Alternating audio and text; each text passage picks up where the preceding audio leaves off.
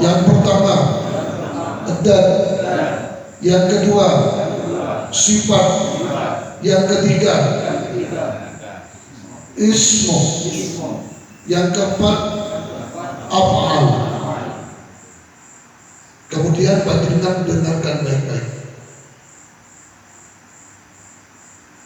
Dan Allah yang Maha Kuasa dan Allah yang Maha Suci ini mendohirkan Nur.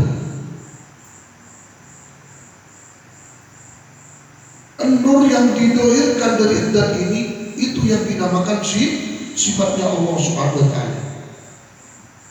Menurut paham i'tiqad ahli sunnah wal jamaah, sifat Allah yang wajib diketahui oleh orang mukallaf ini ada 41. Yang wajib 20, yang mustahil 20, yang biasa. Jadi zat Allah Subhanahu wa Ta'ala ini mendohirkan, menampakkan nur yang bernama sifat Allah Subhanahu wa Ta'ala, yang biasa kita dengar wujud kita baqa mukhalafatul lil hawa qiyamuhu bi nafsihi wa daniyat qudrat hayratan dan lain seterusnya. Kemudian sifatnya Allah Subhanahu wa Ta'ala ini mendohirkan nur lagi yang bernama asma, nama adzat, nama adzat yang maha suci, yang dikenal dengan nama Asmaul Husna, adzat yang maha suci, nama umumnya Allah. Jadi kalau panjenengan tanya kepada seseorang, kalau panjenengan sholat sampai menyembah kepada siapa? Kalau orang itu menjawab, saya menyembah kepada Allah, itu salah menurut ilmu hakikat.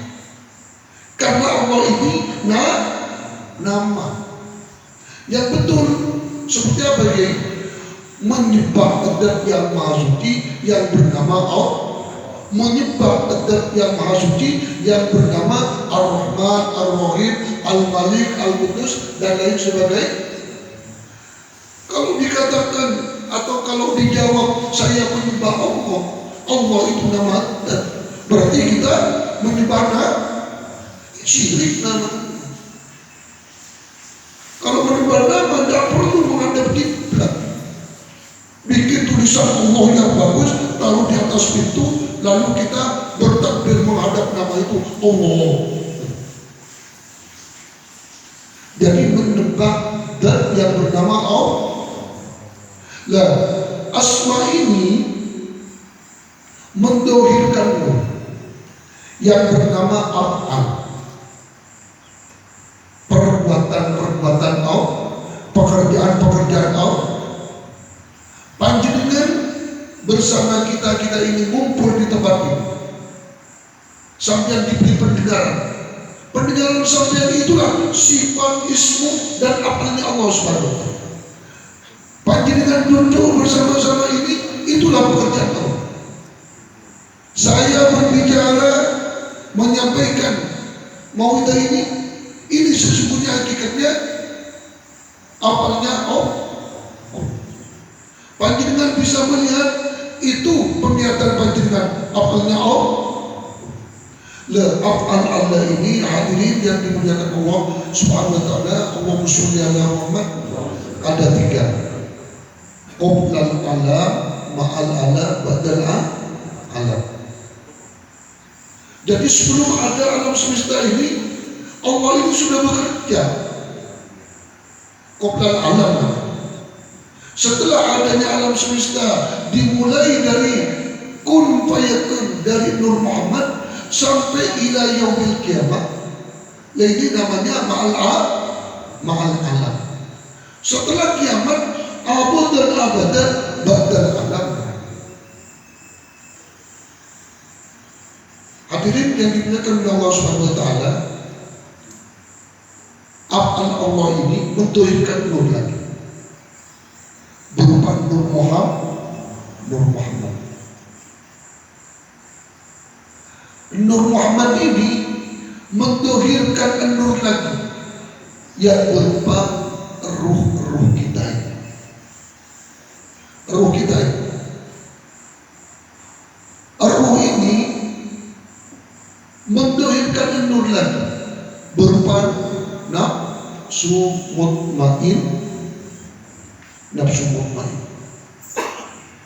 Nafsu mutmainah ini mendohirkan nur lagi berupa nafsu lawamah, sufiyah, amarah. Ratunya nafsu mutmainah dengan panjaran nafsu yang ketiga itu mendohirkan keinginan mendohirkan perbuatan. Hadirin, ini rahasia. Bila suatu ketika panjenengan di mana dan kapan saja panjenengan punya keinginan mulia, punya niat mulia, apalagi urusan yang berhubungan dengan Allah Subhanahu wa taala, entah itu urusan iman, entah urusan ibadah, entah itu urusan niat untuk mengabdi kepada agama dan umat. Ingat, bila mana di suatu saat, kapan dan di mana saja hati kita ini ada niatkan yang mulia, ini rahasia. Demi Allah, demi Rasul, itu tandanya Allah sedang sayang kepada kita, Allah sedang cinta kepada kita. Kalau panjenengan ingin menyambut cinta Allah Subhanahu wa taala, maka niat itu wajib buktikan dengan benar. Kalau panjenengan ada niat mulia, kemudian niat itu sampai tahan, tidak diungkapkan dalam suatu perbuatan, maka sama saja panjenengan menolak kasih sayang Allah, menolak cintanya Allah Subhanahu wa taala. Orang cinta kepada seseorang, orang itu menolak cintanya orang ini, maka orang yang cinta itu akan sakit hati. Allah bukan begitu. Sesungguhnya Allah mengirim cinta kasih sayangnya lewat keinginan mulia. Maka kalau panjenengan ingin menyambut cinta dan kasih sayang Allah Subhanahu wa taala, niat mulia itu buktikan kepada Allah Subhanahu wa taala dengan perbuatan berdoa. Kalau tidak dibuktikan, mungkin Allah tidak mudah putus asa kepada hamba-hambanya. Allah sakit hati, suatu saat Allah masih dengan rahmatnya mengirimkan cintanya lagi kepada kita, mengirimkan kasih sayangnya lagi kepada kita dengan munculnya niat yang mulia. Katakanlah kita tidak pernah sholat, suatu ketika berdiam sholat diri, ya Allah, saya sebetulnya kepingin mau sholat. Bismillah sampai sholat. Itu namanya panjenengan menyambut kehadiran kita Allah Subhanahu wa taala. Kalau sampai tidak sholat, mungkin Allah masih kasihan 1 kali, 2 kali, 3 kali. Tapi kalau sudah berkali-kali sampai punya niat mulia yang diberikan oleh Allah Subhanahu wa taala, tidak sampai satu cinta Allah itu, maka awas, hati-hati. Khatamallahu ala qulubihim wa ala sam'ihim wa ala absarihim gisawatun wa lahum adab. Akan ditutup hati kita ini dari hidayahnya Allah Subhanahu wa taala, dari pengampunan Allah Subhanahu wa taala, dari keridhaan Allah Subhanahu wa taala. Naudzubillah min dzalik.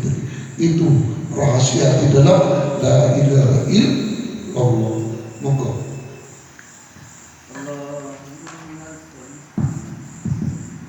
Allahumma salli wa sallim wa barik